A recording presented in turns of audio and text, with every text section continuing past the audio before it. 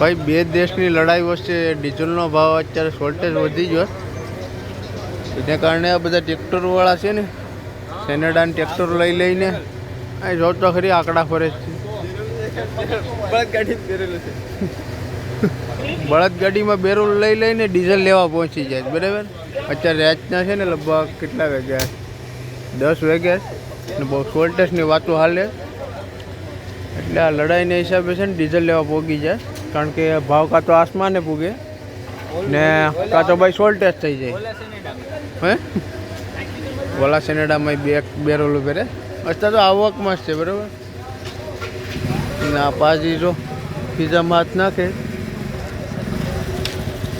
આ 241 જો ડીઝલની ટાંકી ફૂલ કરાવે આવી.